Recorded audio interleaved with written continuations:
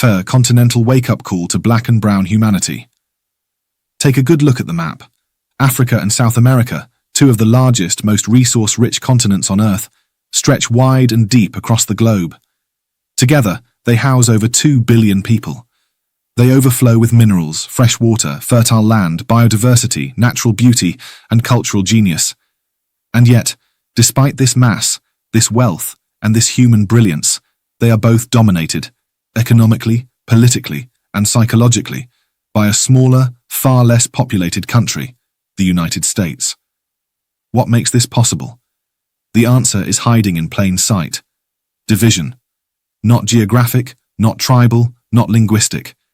Systemic division, the kind deliberately seeded by colonial powers and cemented into our governance structures, borders, flags, national anthems, and constitutions.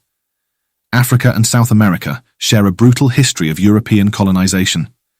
But even after formal independence, the legacy of fragmentation remains. A fragmentation so entrenched that it prevents black and brown nations from acting as one. The real system of control. The colonizers may have handed us our flags and national titles, but they never left. They simply evolved. Today they rule not with chains, but through proxy leadership, economic coercion, and the invisible cage of national identity. The very leaders we elect often become defenders of that colonial order, obsessed with national sovereignty yet uninterested in continental strength. Why? Because true unity threatens their power. Uniting would mean accountability. It would mean redistribution of resources. It would mean shared vision, shared wealth, shared progress. But for self-serving leaders, that kind of integration would expose just how little they've built and how much they've stolen. So instead, they surrender our sovereignty to multinational corporations. They sign secret deals. They invite the colonizer back in the name of foreign investment and job creation, while the people labor in near slavery and cannot even afford bread. National pride is used like a spell to blind the masses while the elite sell off land, ports, rivers, forests, and oil. Our countries are ruled by satellite leaders, signals bouncing from Washington, London, Brussels, and Paris. And the masses?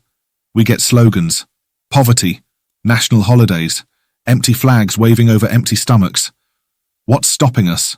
It's not size, it's not distance, it's not lack of resources, it's not culture, it's mental borders, carved into us by colonizers, reinforced by corrupt leaders, protected by constitutions written in colonial tongues. Unity is not a dream. It is a threat to the ruling class, to the foreign interests who profit from our weakness. That's why it has never been on the agenda. That's why leaders talk about regional integration in public, but do everything to block it behind closed doors. Who benefits from our division? The answer is clear. 1. Local political elites who rule small fiefdoms and enrich themselves on foreign deals. 2.